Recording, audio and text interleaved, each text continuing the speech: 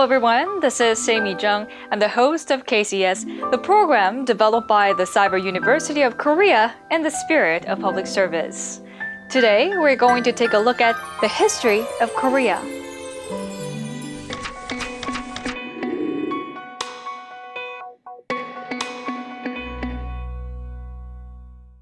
Because some description of the prehistory of Korea is given in another segment of the series, along with a description of the ethnic origins of Koreans, this segment focuses on Korean history from the Gojoseon dynasty to the end of the Joseon dynasty. Since this segment has to cover several thousand years, descriptions have been kept selective and brief. Events in the modern history of Korea, such as Japanese colonization and Korea's long road towards democracy, are discussed in other segments of the series that complement the brief treatment here.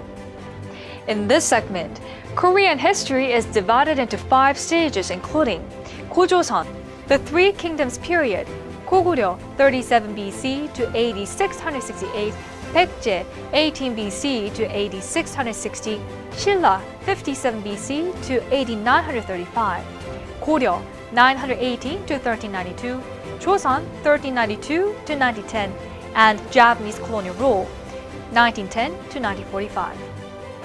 Prior to the historical period on the Korean peninsula, along with Puyo and Yemen, Gojoseon arose in the basin between the Liao and Taedonggang rivers.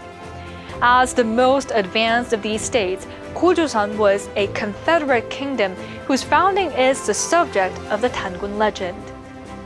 A common version of the story begins with a female bear and a tigress who both aspired to become humans. Hwanung, the son of Hwanin, the chief god, gave them mugwort and garlic to eat and instructed them to stay in the dark and not see the sun for 100 days. The tigress became restless and failed at the task, but the she-bear persevered in the cave and became human, married Hwanung, and bore a son named Tangun Wanggeom. Tangun Wanggeom set up a kingdom in Pyongyang and named the country Joseon, meaning morning calm and freshness. Legend has it that Koreans are descendants of Tangun. Traditional Koreans of the Goryeo and Joseon dynasties did not believe that they shared a common biological ancestor, but considered Tangun to be the first king of Korea, not the progenitor of the Korean people. While some were the descendants of Tangun, others may have been the descendants of naturalized immigrants from elsewhere. The Tangun mythology grew stronger when ethnic nationalism rose during and after Japanese colonization. The Three Kingdoms period is the most significant part of Korean history, along with Gojoseon. It is worth asking why Koreans have shown considerable interest in the history of the Three Kingdoms period. The author of KCS, Jung-sun Kim, speculates on 3 reasons for this. First, China's Northeast Asia project, especially the fear that it might misrepresent the early history of Korea, has generated much interest in Korea, conjuring an image of mounted warriors confronting nomadic northern tribes and the powerful Chinese Sui and Tang dynasty. Goryeo symbolized bravery, has become source of the national pride for Koreans, as it represents the triumph of the underdog. Since 2002, the Chinese government has launched a major campaign to make the history of Goryeo and Balhae a part of the China's regional history. This line of interpretation holds that Goryeo was a local ethnic government under Chinese control in Northeast Eastern region. In support of this proposition, the Chinese government has sponsored various research projects on the subject. Second, contemporary Koreans see a striking resemblance between the time of the Three Kingdoms, when the peninsula was divided into the 3 regions, and present-day Korea, which is divided into 2, north and south. Third, some essential aspects of contemporary Korean culture appear to have their roots in the Three Kingdoms period, the male-dominated system of family relations, deeply influenced by Confucianism, and now evolving, though at a snail pace, is a case in point. In fact, before Korea was deeply influenced by Chinese Confucianism, during the Joseon Dynasty in particular, Korean society of the Three Kingdoms appeared to be a society of relative gender equality. Indeed, during the Silla Dynasty, there were three queens. Korea's election of a woman president, for the first time, may not be accidental, but may reflect the cultural heritage of Three Kingdoms, Silla in particular.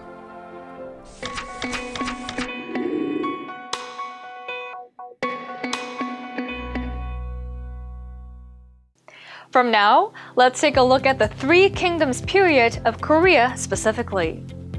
There were small polities known collectively as Kaya that existed alongside the Three Kingdoms. However, Kaya never joined the Big Three to become a true state. Kaya was caught between Silla and Baekje, and the struggle between those two kingdoms made it difficult for Kaya to achieve full political and societal development. According to Samgukyusa, Kim Suro, the king of Kaya married Ho Hwang-ho, the princess of Ayodhya, India in AD 48. Goguryeo, located in the far north, was the first of the three kingdoms to organize. It was founded in 37 BC by Chumo, who was said to be from Puyo, an early state prior to the historical period in the Songhwa River Basin. The people of Goguryeo were engaged in agriculture, but their land was not fertile enough for intensive farming. Goguryeo was under constant threat from invading Chinese forces and nomadic tribes on the northern frontier. In response to this situation, the Goguryeo people mastered horse riding techniques, so they had military superiority over Silla and Baekje in the early stage. Goguryeo came under the rule of Gwanggae-do Daewang, whose impressive military record is carved in the memorial seal at his tomb in modern Cheonggu in the northern frontier. Goguryeo was strong enough to defend itself from attacks by the Sui dynasty in 598 and 612 and Tang expeditions in 645 and 647. Archaeological findings from Goguryeo include stone tombs with wall paintings, as well as cities and forts surrounded by stone walls. Written documents indicate that Goguryeo was a stratified society with a wealthy and powerful elite capable of mobilizing a large labor force to build tombs for the upper class and other public works projects. Scenes from tomb murals show brightly colored hunting scenes, and other murals show husbands and wives together, implying that women enjoyed considerable equality. Dress and house styles from this time show some continuity with those of later Korean history. The only writing system at the time employed Chinese characters, which the elite class learned in order to function effectively. In 372, Goguryeo established a National Confucian Academy or university. The Goguryeo elite emulated the Chinese model while maintaining their native Korean culture and traditions. Buddhism was introduced to Goguryeo from northern China and was officially recognized in 372. Nevertheless, native shamanistic religious practices continue to coexist with Buddhism. For a northern frontier state, Goguryeo cultural accomplishments were considerable. Goguryeo did in fact conquer a total of 64 fortresses, including 1,400 villages in China, extending its domain to include most of China's Manchuria. Contemporary Koreans tend to think of Goguryeo mainly as a strong kingdom whose military halted Chinese aggression and even expanded into Chinese territory. For having faced down a bigger aggressor, Goguryeo has become a symbol of Korean pride.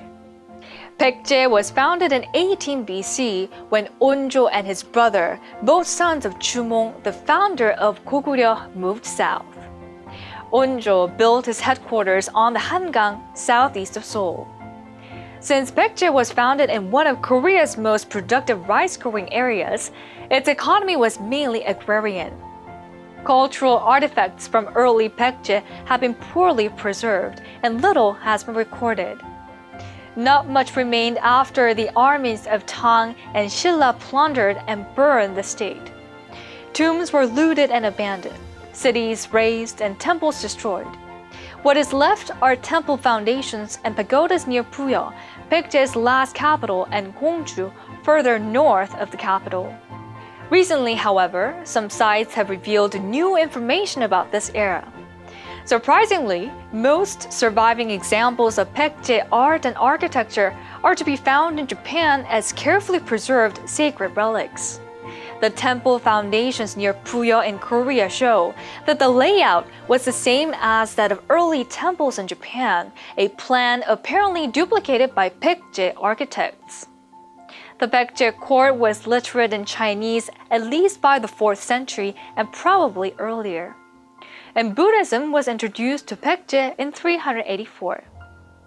The tomb of Muryongwang shows the king and queen wearing gold crowns and bronze shoes, evidence of a luxurious lifestyle for the Baekje elite. Baekje dwellings were heated by the Ondo system, in which warm flues from the kitchen run under the stone floors to all areas of the house, still widely used in Korea today. Baekje could be characterized as one of the most internationalized kingdoms of Korea because of its relations with southern China and western Japan. Baekje imported Buddhism, literacy, and many art forms from China, incorporating them into Baekje's own culture and then exporting them to Japan. Baekje art became the basis for the art of the Asuka period of Japan. After Baekje became literate in Chinese in the 4th century, Baekje scholars were sent to the Yamato court in Japan to teach the Chinese classics. The crown prince of Baekje was sent to Japan in 397, thereby cementing relations with the country. Contents of the Fujinoki tomb near Nara, Japan, demonstrate close stylistic ties with Baekje and are evidence of cultural bonds between Baekje and Japan. In 57 BC, at the council meeting of the 6 villages of Saro or Seorebol on the Gyeongju plain, one leader was chosen from the Pak, Seo, and Kim clans that rule the kingdom on a rotating basis. From the 4th century onward, kingship became the hereditary within the Kim clan. In the 3rd century, Shilla was invaded once by a Goguryeo tribe, but from the 4th century on, Shilla was able to control the area around the Nakdonggang along the Nakdong River and even conquered the Kaya kingdom. Shilla's expansion was possible largely due to its geographic location, which was at a relatively safe distance from the Chinese border. Shilla had an elaborate social stratification system based on the quality of bone. The Seongol was the holy bone of the highest group, with Jingol as the next highest group, followed by 3 lesser ranks.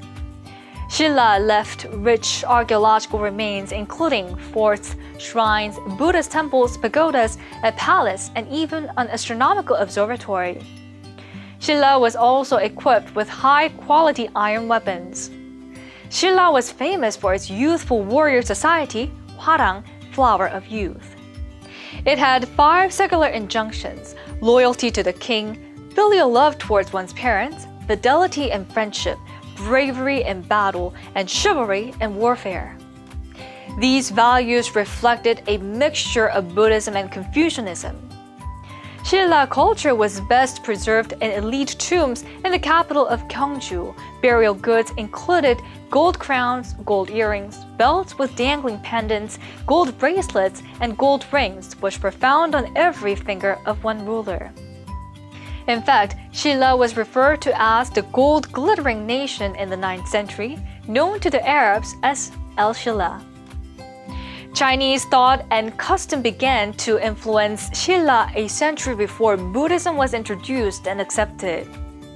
Some stone monuments with Chinese inscriptions are clear evidence that Shilla was literate in the 5th century. The Puhangsa Pagoda, a truncated brick pagoda only 3 stories high, resembles the giant wild goose pagoda in Xi'an, capital of the Tang Dynasty. The capital of Shilla was laid out in imitation of Xi'an, as was Nara in Japan. The largest and most important of the Shilla temples was Hwaryongsa, erected in 553, which lasted until the Mongolian invasion of 1238. The famous temple Bulguksa remains intact even today.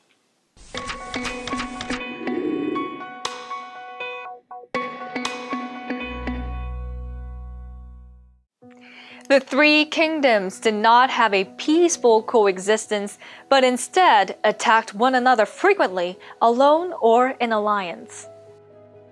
Finally, allying itself with Tang China, Shilla conquered the lower Hangang Basin by the Yellow Sea. Shilla then defeated Baekje in 660 and Goguryeo in 668, finally becoming the sole ruler of the peninsula as unified Shilla. In terms of cultural legacy, before the 3 kingdoms unified into Shilla, each had its own unique political, social, and cultural customs, yet all 3 shared several characteristics that have had a long-lasting impact on Korean history. Especially the cultural legacy of the 3 kingdoms period persists in contemporary Korean life. In terms of foreign relations and diplomacy, Shilla and Baekje sought Chinese power to beset Goguryeo, which inaugurated a tradition of involving foreign powers in Korean internal disputes. Such a move was repeated towards the end of the Joseon dynasty in the 19th century. After World War II, the peninsula was again divided by world politics and remains so today. There is ample evidence that the 3 kingdoms had a tradition of gender equality. The Goguryeo II mural shows a group of noble women wearing pleated skirts as well as an armed female warrior riding an armored horse. 3 Shilla rulers, the 27th Seondeok-yeowang, the 28th Jindong-yeowang, and the 51st Jinseong-yeowang were queens. In conclusion, there was no cultural tradition of patriarchy in the 3 kingdoms period. The gender equality of the era is one reason why a new generation of Koreans prefers the 3 kingdoms period to any other.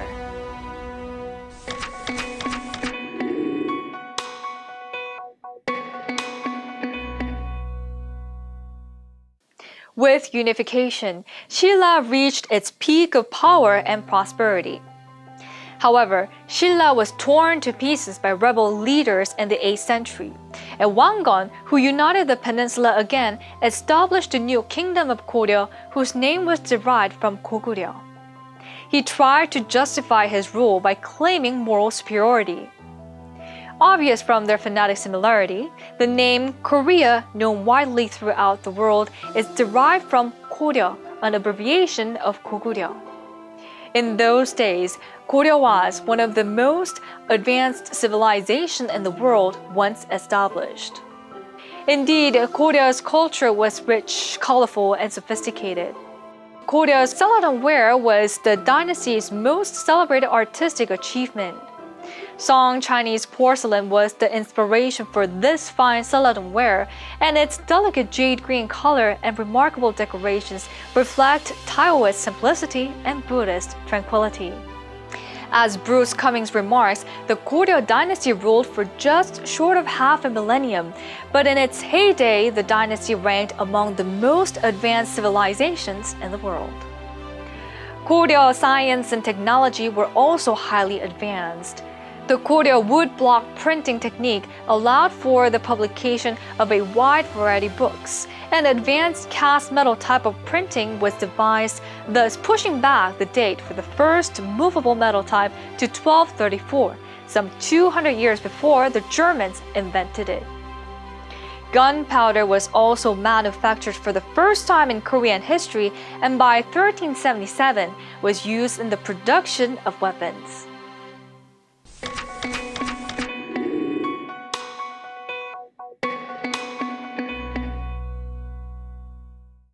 Buddhism flourished in the Three Kingdoms period under royal patronage, especially in Shilla, but the Goryeo dynasty created a Buddhist state. Priests became politicians, and several princes became Buddhist monks. The impact of Buddhism in Goryeo had greater significance than just the development of religious belief. The founder of the dynasty, Taejo, built many temples, and for him, these founding temples may have had more than religious meaning. According to Lee Ki-baek, the founding of temples had not simply a religious meaning. The Hungwangsa, extending over 2,800 gan of floor space and completed after 12 years of construction in 1067, is perhaps the most notable example of a temple built with the objective of ensuring dynastic well-being. The proliferation of temples in Goryeo, there were as many as 70 in Kaesong alone, itself conveys a clear picture of Goryeo as a thoroughly Buddhist state. Further evidence of Goryeo's preoccupation with Buddhism as more than religion can be seen in the Tripitaka. The woodblock painting of the first Tripitaka, the Buddhist canon in Chinese translation, was completed in 1087. Tripitaka is a Sanskrit word made up of tri, three, and pitaka, baskets, which refers to the Kyung, Yul, and Non, meaning discourses with the Buddha, Buddhist laws of an ascetic life, and commentaries on the ideas of Buddhism and Taoism. These ideas were popular among the Goryeo people. Also, geomancy based on the ideas of Buddhism and Taoism was popular among the Goryeo people. Confucianism had begun to influence Goryeo from the reign of the sixth king, Seongjong, after the failure of the reforms by the fourth king, Gwangjong. One impact of the principle of rule by civil officials in accordance with Confucian political ideology was the rejection of the Buddhist doctrine of a reward for good work. Nevertheless, Goryeo Confucians by no means completely rejected Buddhism, instead regarding it as the doctrine for achieving spiritual tranquility and other worldly salvation. They felt that it could exist side by side with Confucianism. Accordingly, many men were versed in both, and in this respect, they differed from the Confucian scholars of late Goryeo and the Yi dynasty. From the beginning, after unifying the later three kingdoms, Goryeo was ambitious to establish a great dynasty modeled on the cultural and political system of the Song dynasty of China. To accomplish this goal, Goryeo engaged in trade with Song China. In the early dynastic period, Goryeo recruited talented human resources by adopting an open immigration policy, welcoming men of letters, medicine men, musicians, translators, merchants, monks, and even fortune tellers. Goryeo also embraced northern tribes, including Jurchens and Khittans, and refugees from Palhe. They were welcomed into the country for the defense of the northern border and for their skills and knowledge as workmen and artisans.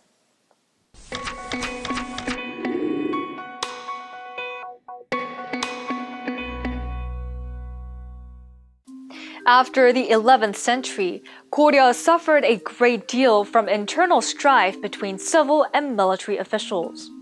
A military coup challenging favoritism in the royal court of King Yizhong took place in 1170. Military officials rose up against civil officials, many of whom were killed. The second major purge took place 3 years later, when power was in the hands of the military, and then returned to the civil aristocracy, mainly scholar bureaucrats. Such internal conflicts weakened the dynasty. Beginning in the 11th century, Goryeo suffered invasions from Khitan, Liya, and Jurchen. The most devastating blow came from the Mongols in the 13th century after Mongols invaded China in 1206. Having conquered China in 1231, the Mongols, equipped with new weapons, chased die-hard Liao refugees and attacked Goguryeo itself. During the Mongol invasion, Goryeo moved its capital to Gwanghwa-do. The invaders burned property and destroyed numerous cultural treasures and relics, including the original of the Tripitaka. In 1271, the Mongolians established the Yuan dynasty and demanded that Goryeo join with them in subjugating Japan in 1274 and again in 1281. Goryeo was responsible for the construction of warships and the provision of supplies for both invasion attempts. These campaigns ended in failure due largely to a sudden storm, which the Japanese named Divine Wind. Also, the Mongols occupied Jeju-do, Jeju Island, where they had dispatched their mighty army. Recognizing that the island had ideal conditions for breeding horses beginning in 1276, the Mongols made Jeju-do a center for horse breeding. They occupied the island for 100 years, a century that saw many social, cultural, and linguistic changes for the Jeju people.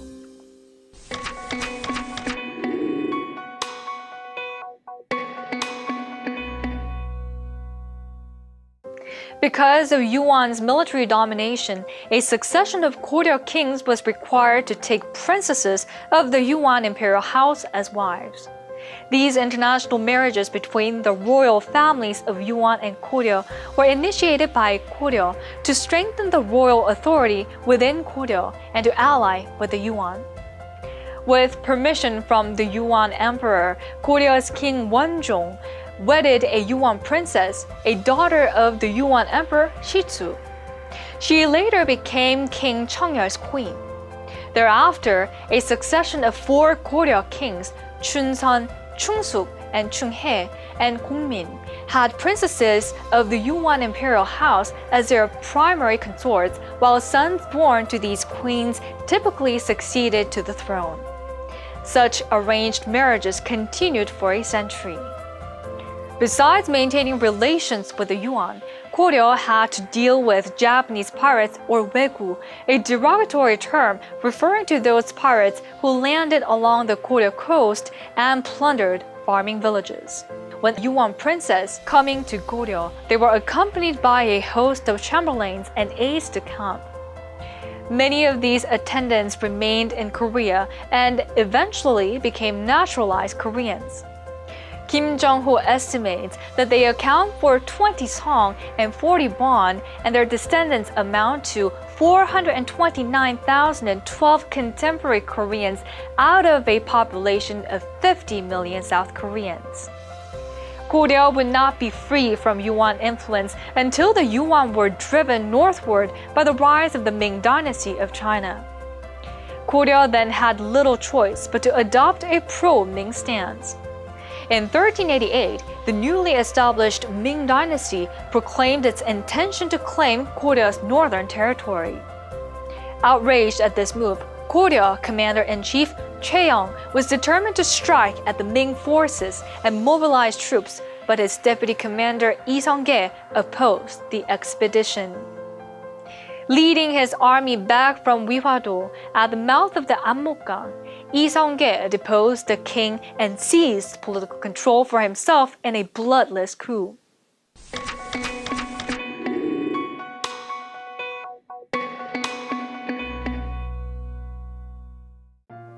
In 1392, Lee Seong-ge overthrew Goryeo's king and usurped the throne to become King Taejo, founder of his own dynasty, the Joseon. Afterwards, the throne of the Joseon dynasty was either inherited or, if there was no heir apparent, a ruler was chosen from among members of the royal family of the Cheonju Yi clan. Because of this monopoly by Yi clan members, the Joseon dynasty has at times also been called the Yi dynasty. The new kingdom maintained a close relationship with the Ming of China because of Yi Seong-ge's tie to it. Yi also embraced Neo-Confucian doctrines, which gave the traditional ethico-political cult a metaphysical interpretation. The reformers surrounding Taejo intensified their drive to impose Confucian norms on people's lives, which in turn spelled the decline of Buddhism.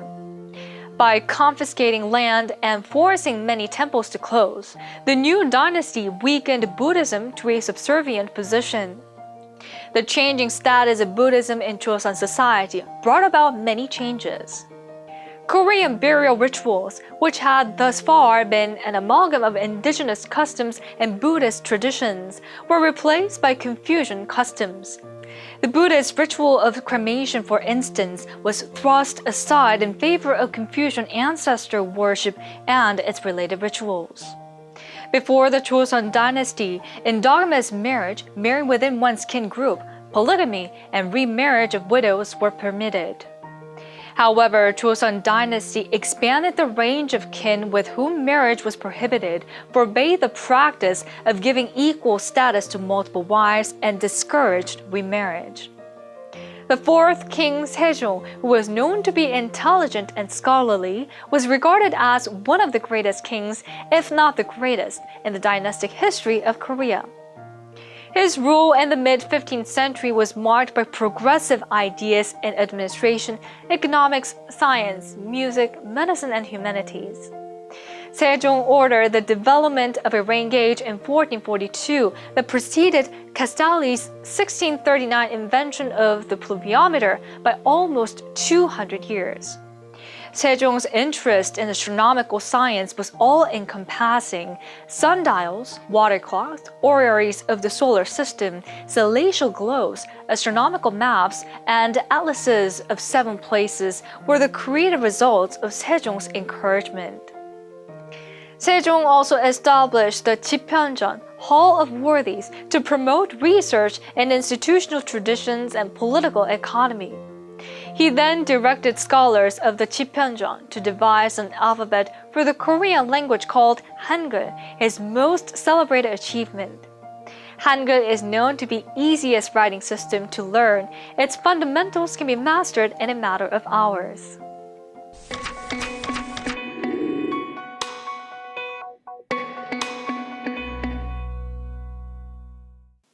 In establishing Joseon, the role and strength of the military was essential for the success of Lee Seong-gae's coup.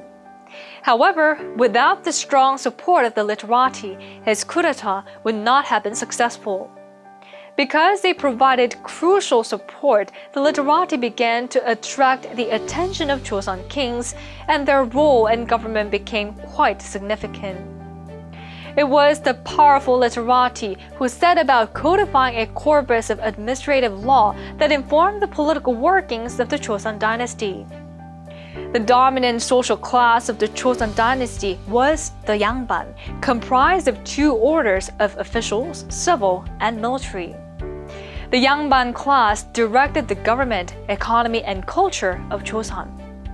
Therefore, Joseon has been aptly characterized as a Yangban society. The Yangban were more broadly rooted than the ruling class of Goryeo or of earlier kingdoms. Its size as a class increased by the state examination system used to recruit officials, while protected appointments severely limited the dynasty's policies. In order to protect their status, the Yangban sent their youths to private tutorial schools called Seodang, where they learned basic Chinese characters and practiced writing Chinese. They could then move on to advanced schools in Seoul or in their local counties. Seoul was home to the National Confucian Academy, Seonggyungwan. Nevertheless, certain limitations applied to the descendants of the secondary wives of the Yangban. There was also regional discrimination against the residents of northern provinces.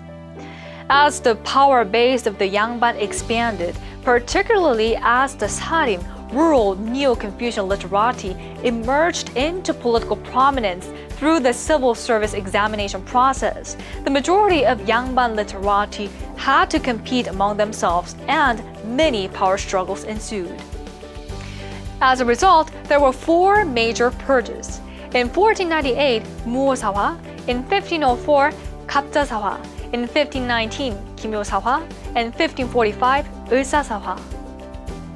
Although the extent of violence varied, These purges signified the start of fierce struggles among political cliques vying for political power.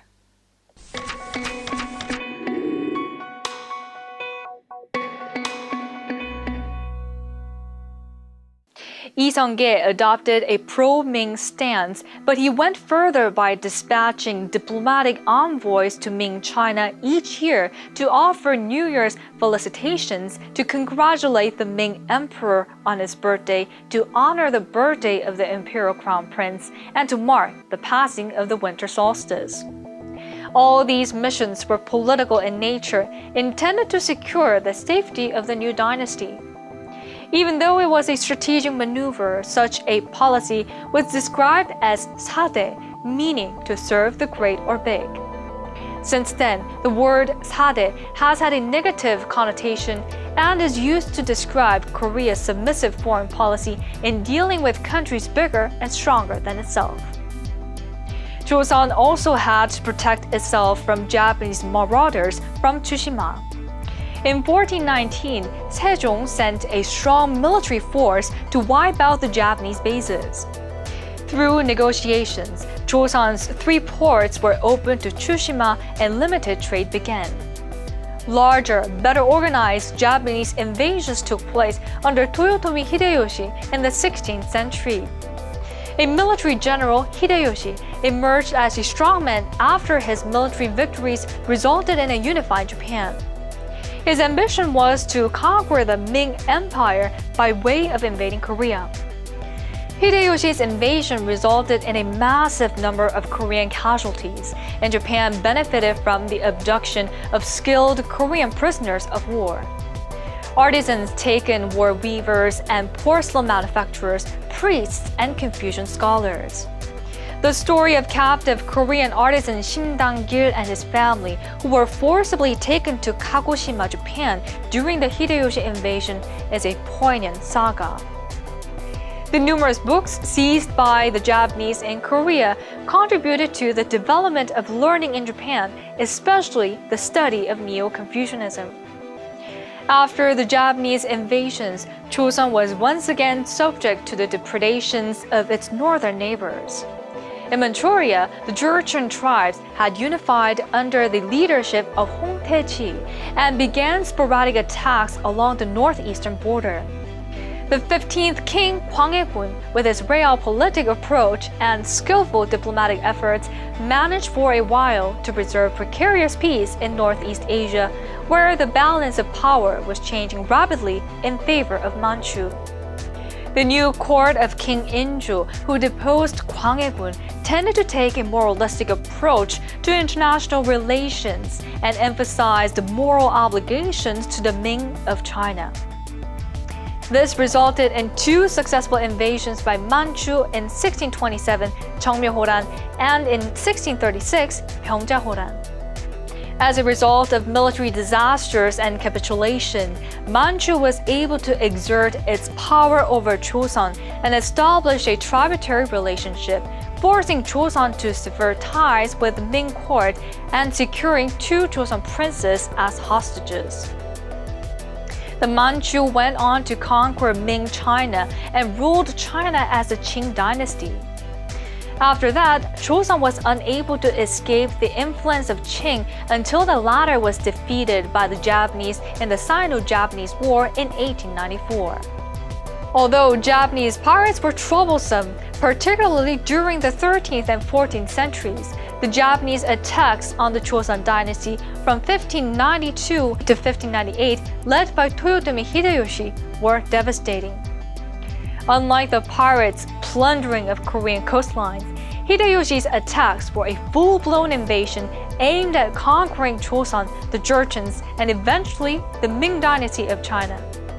Koreans call these invasions the Imjin-Weran, meaning literally the Japanese disturbance that started in the year of Imjin 1592 in the sexagenarian cycle. From the beginning of the war, Japanese forces were overwhelmingly successful in most land battles because Hideyoshi had 500,000 battle-hardened soldiers at his disposal to form a remarkably professional army. Hideyoshi's forces were also equipped with innovative weapons, such as muskets introduced by traders from Portugal.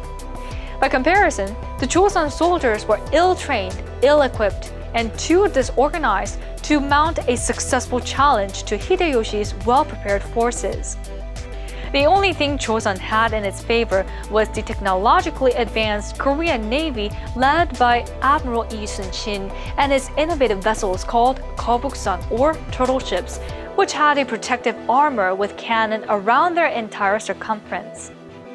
With these ships, Admiral Lee destroyed the Japanese fleet in whatever waters the two enemies happened to meet.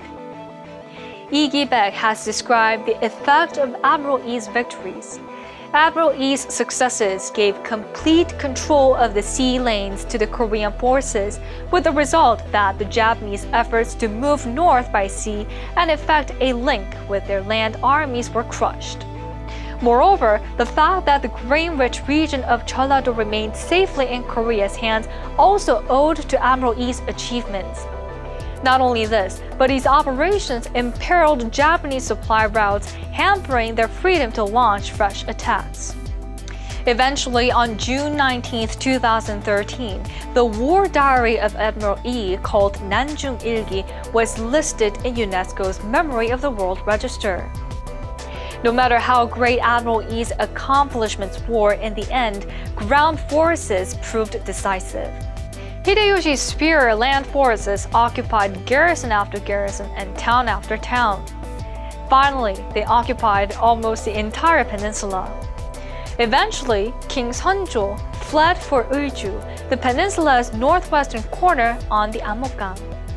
Distrusting the disorganized regular army of the Joseon dynasty, guerrilla forces sprang up all over the country, including Yangban, who had been exempt from military service, Neo-Confucian literati, Buddhist monks, peasants, and even slaves. Their strength grew in proportion to their numbers and their expansion of operations. Moreover, a Ming Chinese relief army of some 50,000 strong pushed Hideyoshi forces southward. This circumstance led to the opening of truce talks between the Ming and Hideyoshi. Even though the talks did not go successfully, the first phase of invasion from 1592 to 1596 was brought to a stalemate. In 1597, Hideyoshi invaded Joseon a second time. This time, however, things did not go as smoothly as the Japanese army had planned, for the Koreans were now better equipped and ready, and the Ming army moved swiftly into action. The Japanese land forces could achieve no more than limited success and confined themselves to Gyeongsang-do. At this point, in mid-1598, Hideyoshi died, and his death led the Japanese to withdraw completely from the peninsula. In the course of the 7-year struggle, the whole of Korea's 8 provinces became an arena of Japanese pillage and slaughter. But Gyeongsang-do suffered the most, particularly during the second phase. The loss of cultural treasures and relics was substantial. The wooden structures at Bulguksa in Gyeongju and Gyeongbokgung, along with the volumes stored in 3 of the 4 history archives, were reduced to ashes. The human casualties for the Joseon military were estimated to be 260,000, 170,000 for the Japanese, and 30,000 for the Ming. Because of such high Joseon morality, depopulation led to some villages being laid to waste. The Mound of Years, or Mimitsuka, often translated as Year Tomb, located near Kyoto, Japan, is a reminder of the cruelties of the Hideyoshi invasions. Traditionally, Japanese warriors would bring back the heads of enemies slain on the battlefield as proof of their deeds. During Hideyoshi's second invasion of Korea, however, the Japanese thought that it would be easier to bring back noses or ears instead of whole heads. Hideyoshi's forces meticulously counted, recorded, and salted noses bound for Japan, noses from slain Korean soldiers and civilians as well as Ming troops. The monument enshrines the mutilated noses and ears of at least 38,000 Koreans killed during the invasions. To call it a mound of ears is shade less brutal than a mound of noses. Over time, the Joseon dynasty faded in its power under repeated assault by the Japanese. Eventually, the Joseon dynasty came to an end, and in 1910, Joseon became a Japanese colony until 1945. Unlike Joseon, Japan benefited from the invasions. The numerous Korean books seized by the Japanese contributed to the development of learning in Japan, particularly the study of Neo-Confucianism. The Japanese forces abducted skilled Korean potters as prisoners of war. These artisans later became instrumental in great advances in the ceramic arts of Japan. This time, we learned about the history of Korea and its dynasties. Did you enjoy it? This video lecture will be continued for those of you who love Korea and Korean culture as much as native Koreans do. See you next time!